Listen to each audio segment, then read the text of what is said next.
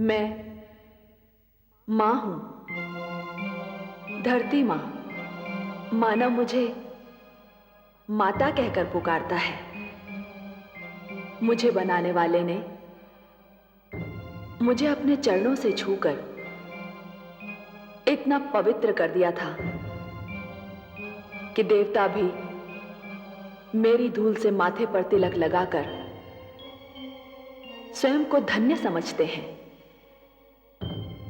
आज मैं उसकी कथा सुनाने तुम्हारे निकट आई हूं, जिसने मुझे बनाया है, जिसने मुझे मानव जैसे श्रेष्ठ पुत्र की भेंट दी है, जिसने मेरे आंचल की छांव को मानव के रहने का सर्वश्रेष्ठ स्थान बनाया है, जिसने सूरज, चांद, सितारों को आसमान में बांध रखा है, जिसने मेरे आंगन में फैले हुए समुंदरों को किनारों से रोक रखा है ताकि उन्हें भी अपनी सीमाओं का आभास रहे। किंतु जो स्वयं असीम है, अनंत है, जो जन्मदाता भी है और पालन करता भी। हां, मैं तुम्हें उसकी कथा सुनाने आई हूं जो अपने भक्त प्रहलाद की रक्षा करने के लिए नरसिंह बनकर आया, जो राक्षसी संस्कृति का नाश करने के लिए राम बनकर जन्मा और जो कंस का अत्याचार मिटाने के लिए कृष्ण के रूप में अवतरित हुआ, जो मेरा आराध्य है, तुम्हारा आराध्य है, हम सब का आराध्य है। विश्व जिसे विष्णु कहकर पुकारता है, जो नारायण भी है, लक्ष्मीपति भी है। ये कथा सुनना हर एक के लिए आवश्यक है, नितांत आवश्यक। केवल इसलिए नहीं कि यह परमपिता परमेश्वर की कथा है, केवल इसलिए नहीं कि इस कथा में मानव की परंपरा है, उसकी सभ्यता का इतिहास है, उसका अतीत, वर्तमान और भविष्य है, बल्कि इसलिए आवश्यक है कि इस कथा से जीवन जीने की, सत्य मार्ग पर चलने की, अन्याय से संघर्ष करने की, कर्मयोगी बनने की प्रेरणा मिलती है। इस कथा में जीवन के मूल्य हैं, जीवन के सिद्धांत हैं। ये कथा सुनकर मानव धन्य हो जाते हैं, जान लेते हैं कि जो कर्मठ होते हैं, परमपिता परमेश्वर उनकी रक्षा अवश्य करता है। ये कथा मैं ही सुना सकती हूं, क्योंकि मेरी रचना मानव की रचना से पहले हुई थी। मेरा इतिहास मानव इतिहास से भी पुराना है। इस कथा का आरंभ महाप्रलय से होता है।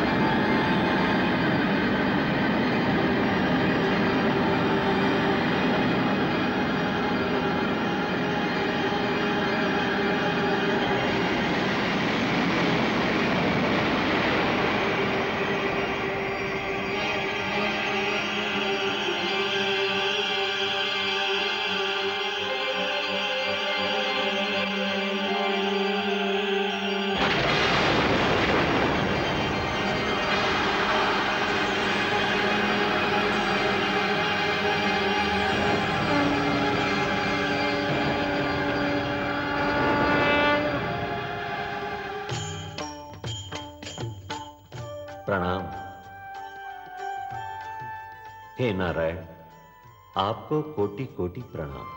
हे विश्वेश्वर, प्रणाम। आपको असंख्य प्रणाम।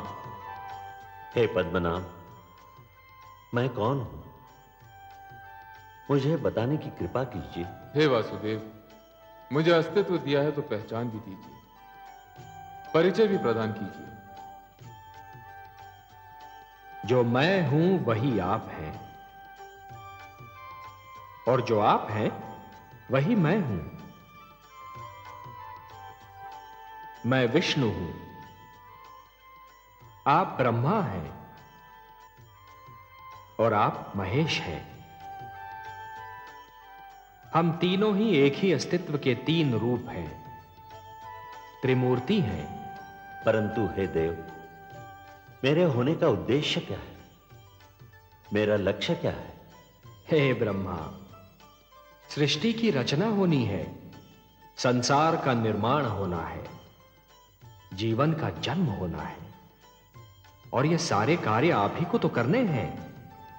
आप विधाता हैं, सृष्टि में जन्म लेने वाले जीवन के जन्मदाता हैं। और हे परमेश्वर, मेरी रचना क्यों हुई है?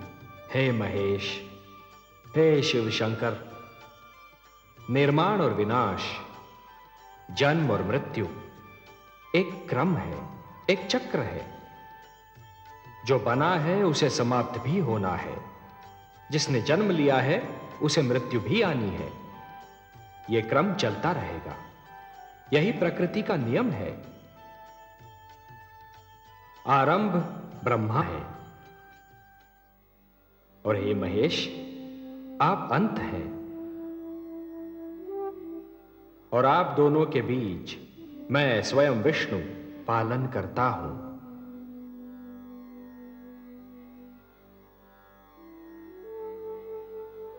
हे ब्रह्मा, हे विधाता, सृष्टि की रचना का शुभारंभ कीजिए।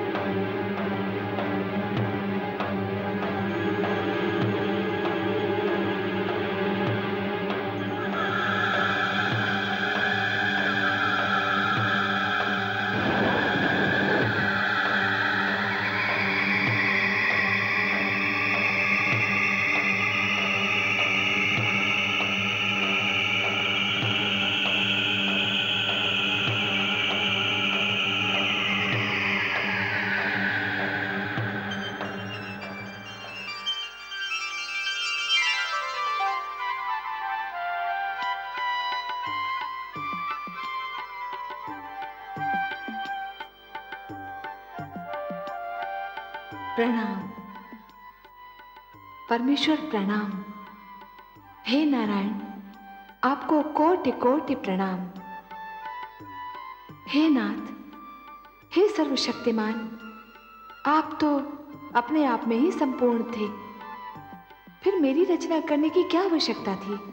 हे महादेवी, जैसे एक पुष्प सुगंध के बिना, वृक्ष फल के बिना और दर्पण छाया के बिना अधूरा होता है, उसी प्रकार एक पुरुष नारी के बिना अधूरा है। और ये तो केवल हम ही जानते हैं ना महादेवी, कि संसार को ममता और स्नेह और एक पुरुष को प्रेरणा, संघर्ष की शक्ति और जीवन भर का साथ केवल एक नारी ही दे सकती है। इसीलिए हमने आपकी रचना की है, और हम आपको एक सुंदर सा नाम भी देने जा रहे हैं, लक्ष्मी। संसार हमारे नाम से पहले आपका नाम लेगा, हमें लक्ष्मी नारायण के नाम से पुकारेगा। लक्ष्मी नारायण।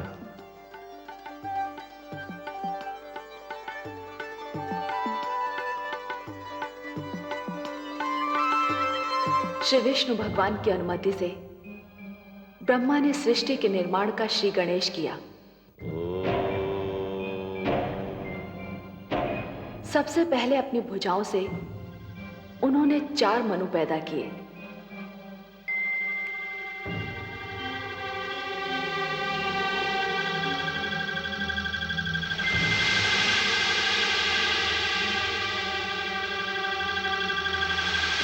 और उनसे मानव जाति की उत्पत्ति का भार उठाने को कहा।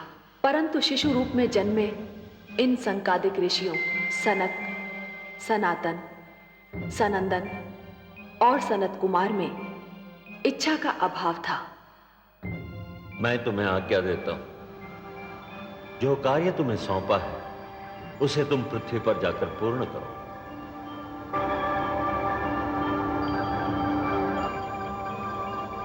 तो मैं तुम्हें शाप देता हूं, जाओ, निकल जाओ यहां से।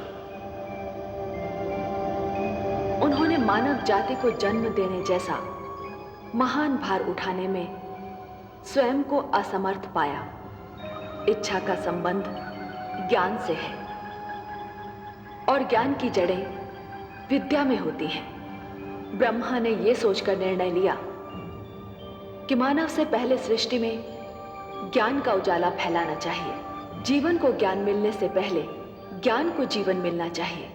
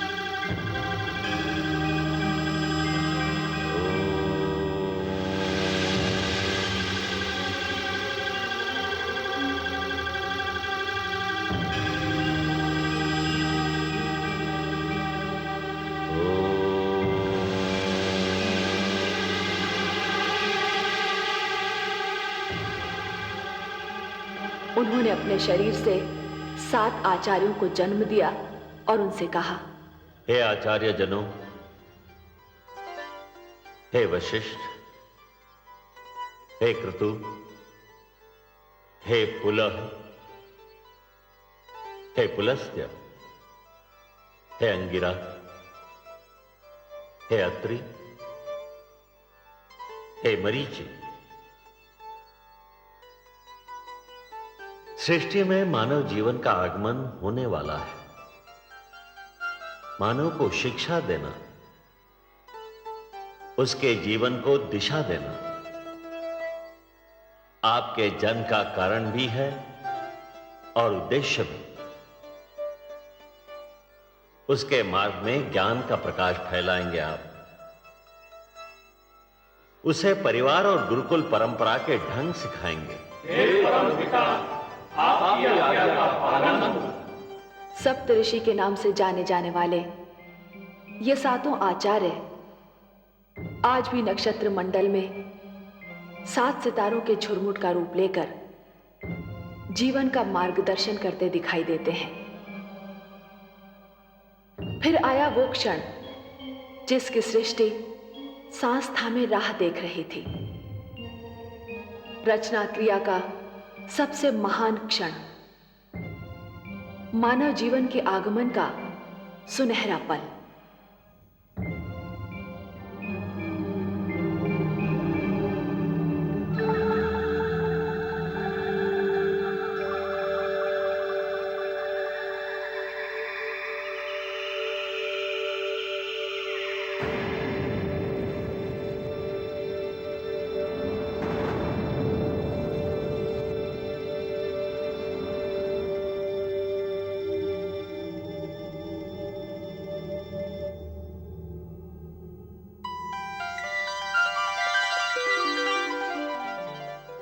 प्रणाम प्रभु।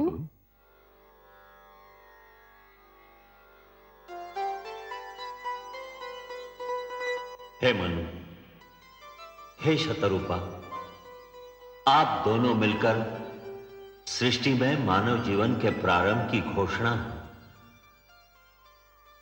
जीवन रचना की शक्ति अब मैं आप दोनों को प्रदान करता हूं। मनु, आप पुरुष हैं, शतरूपा आप स्त्री।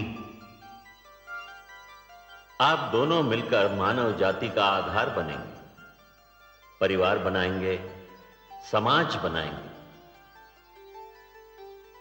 आप दोनों शरीर तो दो हैं, पर प्राण एक होंगे, एक दूसरे का साथ देंगे, एक दूसरे के सुख दुख बांटेंगे। जो आज्ञा प्रभु। आप दोनों के कई रूप होंगे। मनु, आप पति पिता पुत्र के रूप धारण करते रहेंगे, और शतरूपा आप पत्नी माता और पुत्री के रूप में ढलती रहेंगी। आपको मैं स्नेह ममता दया और करुणा की भावनाएं देता हूं। मनु, आपको संरक्षण पालन पोषण और परिश्रम की शक्तियां प्रदान करता हूं। आप हर पग पर, हर स्थिति में और हर स्थान पर शतरूपा की रक्षा करेंगे, उसके सुख का ध्यान रखेंगे। आज के उपरांत सृष्टि में जीवन स्वयंभू नहीं होगा। अब जीवन जन्म लेगा और जन्म देगा।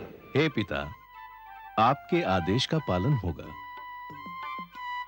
मैं अपने धर्म का पालन करूंगी प्रभु।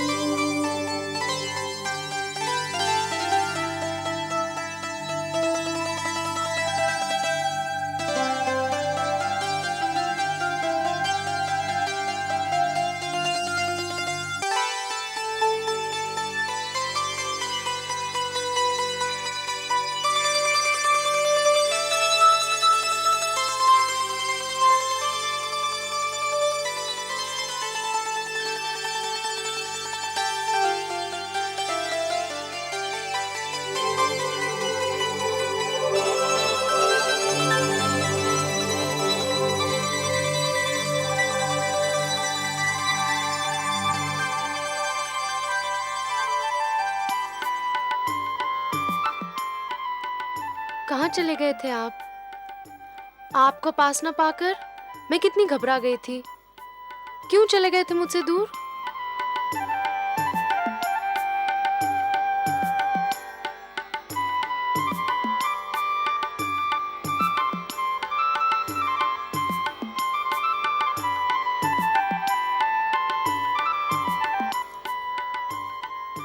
ऐसे क्या देख रहे हैं आप?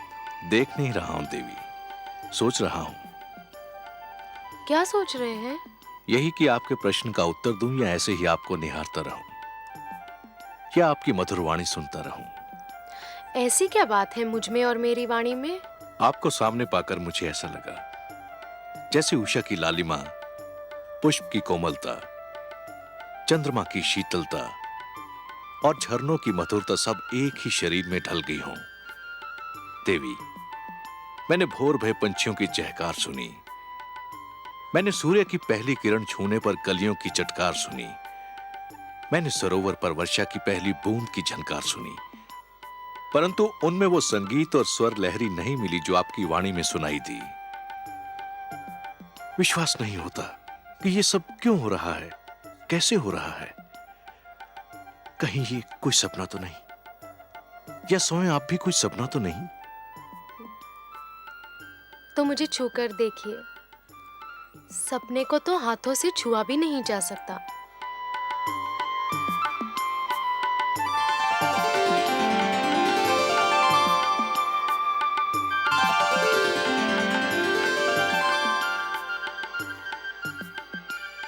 अब पता चला कि मैं सपना हूं या सत्य? आप सत्य हैं देवी, सृष्टि का सबसे सुंदर सत्य। ब्रह्मा ने मुझे आपके विषय में बहुत सारी बातें बताई थीं, परंतु एक बात नहीं बताई थी जो मैंने अब जान ली है। कौन सी बात? यही कि आप मेरी संगिनी नहीं, मेरी आवश्यकता भी हो। आपने अधूरी बात जानी स्वामी। क्यों? पूरी बात यह है कि हम दोनों एक दूसरे की आवश्यकता है।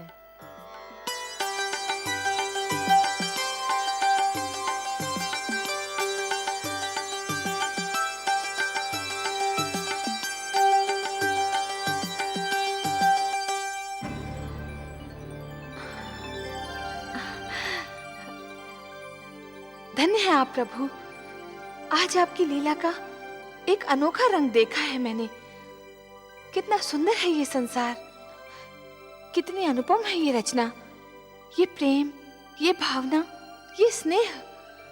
मनु और शत्रुपा की भावनाओं में जो फूल सी सुगंध, मधु सी मिठास और कलियों की कोमलता का अनुभव किया, वैसी भावनाओं से तो हम देवलोक वाले भी वंचित हैं प्रभु। आपको अच्छा लगा महादेवी? बहुत ही अच्छा लगा सर्वेश्वर, बहुत सुंदर, बहुत मधुर। ये भावनाएं और इनको प्रदर्शित करने की शक्ति केवल मानव जाति को मिली है। यदि मानव ने इन भावनाओं की रक्षा की तो ये भावनाएं उसे जीवन की प्रेरणा देंगी, उन्नति की शक्ति देंगी, उसे शांति का मार्ग दिखाएंगी। ये प्रेम, ये स्नेह और एक दूसरे का आदर करने की यह भावना ही मानव जाति को संस्कृति देगी, सभ्यता देगी, उसे उत्थान का मार्ग दिखाएगी। और यदि मानव ने इन भावनाओं को त्याग दिया तो वो पशु और पिशाच के स्तर से भी नीचे जा गिरेगा। मेरी तो प्रार्थना है कि ऐसा दिन कभी ना आए प्रभु। ये सुंदर संसार यूं ही बसा रहे, प्रेम की ये शीतल धूप यूं ही बिखरी रहे, जीवन यूं ही मुस्कुराता रहे। मुझे तो इस धरती और इस जीवन से स्नेह हो गया है प्रभु। भगवान श्री विष्णु की मुस्कान बता रही थी कि माता लक्ष्मी ने अभी संसार का एक ही रूप देखा है। दूसरे रूप का ज्ञान तो केवल भगवान विष्णु को ही था। वो जानते थे कि क्या होगा और वही हुआ। परंतु मानव जन्म के साथ ही मानव के मन में जन्म लिया महत्वाकांक्षाओं ने, लालसाओं ने। मानव जाति बलवान और निर्बल, छोटे और बड़े, निर्धन और धनवान, राजा और रंक के वर्गों में बंटने लगी। शक्ति अभिमान में, बल अत्याचार में और प्रेम व्यभिचार में बदलने लगा। हिंसा भड़क उठे, युद्ध होने लगे। मेरे आंगन में रक्त की बाढ़ आ गई।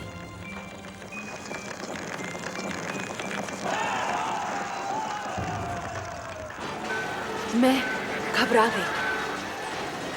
मैंने मानव को बार बार पुकारा, पर हाहाकार में उसने तो मेरी पुकार नहीं सुनी। परंतु मेरी ये पुकार देवलोक तक पहुंच गई।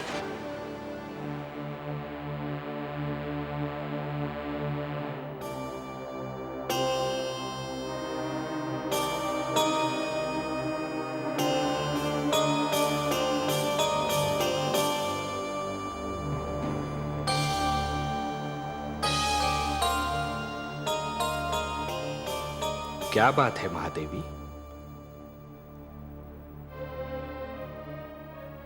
आपके इन सुंदर नैनों में आश्चर्य और विस्मय की छायाएं क्यों तैर रही हैं? किस सोच ने आपके मन को घेर रखा है? कुछ नहीं विश्वेश्वर,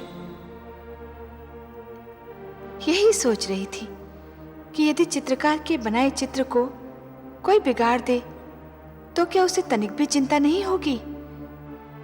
यदि कोई शिल्पकार की बनाई मूर्ति को तोड़ने की चेष्टा करे तो क्या उसे तनिक भी दुख नहीं होगा? यदि कोई चित्रकार अपना चित्र किसी को उपहार में दे दे तो उस चित्र को संभालना उपहार पाने वाले का कर्तव्य है। कोई शिल्पकार अपनी मूर्ति किसी को भेंट दे दे तो उस मूर्ति की देखभाल करना भेंट पाने वाले का कर्तव्य है। वैसे हम समझ गए कि आप पूछना क्या चाहती हैं। आप तो अंतर्यामी हैं। लगता है आप हमारी धरती पर घटने वाली घटनाओं से पीड़ित हो उठी हैं। हाँ पद्मनाभ, मैं बहुत दुखी हूं। क्यों हो रहा है ये सब? क्यों मचा है ये हाहाकार? प्रेम बनाया था तो घृणा क्यों बनाई? जो हो रहा है हो सकता है वो वही हो जो स्वयं विधाता ने लिखा हो। और अपना लिखा तो स्वयं विधाता भी नहीं मिटा सकते ना। हे महादेवी, हो सकता है कि यह मानव की परीक्षा हो, उसके कर्मों की परीक्षा हो। पर ऐसा संसार और ऐसा मानव आपने बनाया ही क्यों नारायण, जो आपकी बनाई धरती पर अंधेरा फैला रहा है? तो आप क्या चाहती थीं कि हम केवल दिन बनाते और रात्रि न बनाते? फिर मानव को अंधेरे उजाले का अंतर कैसे जान पड़ता? विष न होता तो अमृत की महत्ता कैसे जानी जाती? पुष्प के साथ कांटे न होते तो पुष्प के सौंदर्य को कौन जान सकता? पतझड़ न आती तो वसंत ऋतु इतनी सुहानी कैसे लगती? हमने मानव को बनाया है देवी। मानव इतिहास को बनाने का कार्य हमने अपने हाथों में नहीं रखा, वो तो उसी पर छोड़ दिया है। अभी तो उसे अपनी शक्ति का आभास हुआ है। इसी से उसे न्याय अन्याय, सत्य असत्य, धर्म अधर्म और पाप और पुण्य की जानकारी भी होगी। हमने बुद्धि दी है मानव को, विवेक दिया है उसे। और यदि मानव ने विवेक से कार्य नहीं किया तो? यदि धरती पर रात्रि इसी प्रकार दिन को निगलती रही तो? अंधकार प्रकाश को डसता रहा तो? तब क्या करेंगे आप? चिंता मत कीजिए देवी। यदि असत्य और अधर्म अपनी सीमा को पार कर गए, यदि धर्म की हानि होने लगी, तो हम स्वयं धरती पर जाएंगे। हम वचनबद्ध हैं। परित्राणाय साधूनाम विनाशाय च दुष्कृताम धर्म संस्थापनार्थाय संभवामि युगे युगे। अपनी लीला तो आप ही स्वयं जानते हैं पद्मनाभ। इस प्रकार आरंभ हुआ प्रकाश और अंधकार के युद्ध का इतिहास, असत्य पर सत्य की विजय का इतिहास, अन्याय पर न्याय की विजय की कथा। और इस कथा का पहला अध्याय था मनु और शत्रुपा का पुत्र महाराज उत्तानपाद, जो दिग्विजय करके अपनी राजधानी लौट रहा है।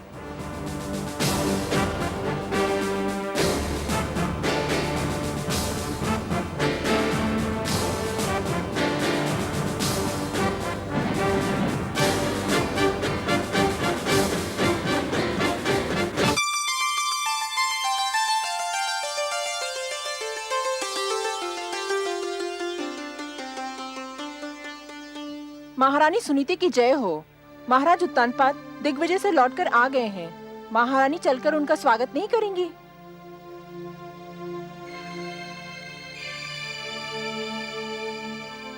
मैं वहां जाकर क्या करूंगी? उनका स्वागत करने के लिए तो पहले से वहां कोई उपस्थित है। क्षमा करें महारानी, पर आप बड़ी रानी हैं, पट रानी हैं। महाराज के स्वागत का अधिकार तो आप ही को प्राप्त है। अपने स्वागत का अधिकार देने न देने का अधिकार तो महाराज के हाथों में है, और महाराज ये अधिकार अब किसी और को दे चुके हैं। आप यही है बातें पिताश्री के स्वागत को नहीं गई? नहीं पुत्र, मैं नहीं गई। फिर मैं जाऊंगा पिताश्री का स्वागत करने। तुम भी ना जाओ पुत्र। क्यों बातें? मैं नहीं चाहती कि इतनी कम आयु में तुम पीड़ा और दुख जैसे शब्दों का अर्थ जान लो। तुम्हारे कोमल मन को तनिक भी ठेस लगी ना, तो मैं सहन नहीं कर पाऊंगी। मैं समझा नहीं माताश्री। अभी छोटे हो ना, बहुत सी बातें तुम्हें समझ नहीं आएंगी। पर माताश्री, मैं उनसे मिलने को व्याकुल हो रहा हूँ। इतने दिनों बाद तो लौटे हैं पिताश्री। जहाँ इतने दिन राह देखी है, थोड़ी देर और प्रतीक्षा नहीं कर सकते? वो यहीं आएंगे। एक बात पूछूं माते? अवश्य पूछो। क्या वृक्ष की छाया वृक्ष से दूर रह सकती है? कदापि नहीं। तो फिर पुत्र अपने पिता से कैसे दूर रह सकता है? पिता के प्रेम पर पुत्र का जन्मसिद्ध अधिकार है।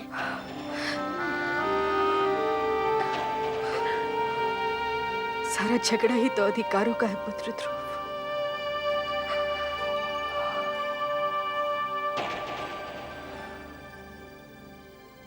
अधिकारों का है।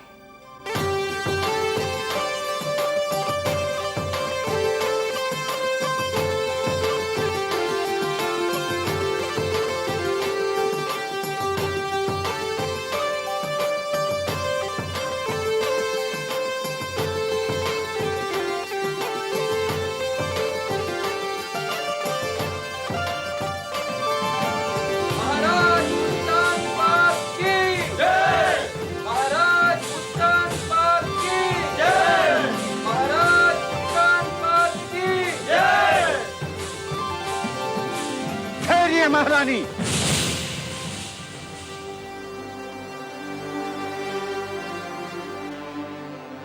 ये उचित नहीं है। क्या उचित नहीं है? महाराज के स्वागत का प्रथम अधिकार बड़ी रानी को प्राप्त होता है। किंतु ये अधिकार महाराज ने बड़ी रानी से लेकर हमें दे दिया है। क्या अंतर पड़ता है गुरुदेव?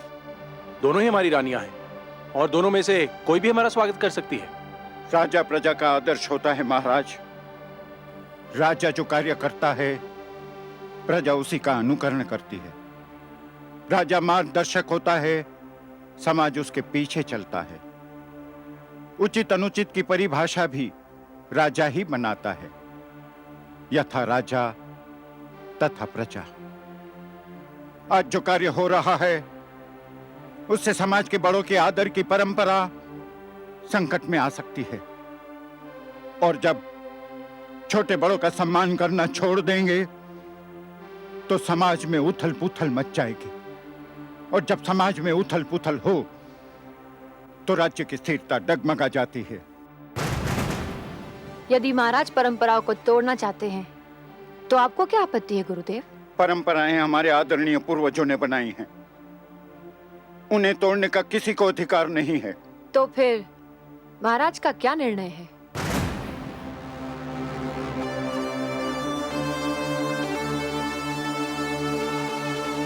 हमारा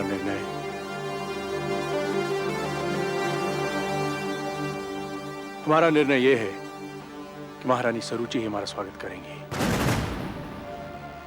यदि आपका यह निर्णय है तो फिर किसी का भी उपदेश मुझे रोक नहीं सकता। पति का आदेश मानना ही पत्नी का धर्म है और ये धर्म मैं निभाकर ही रहूंगी।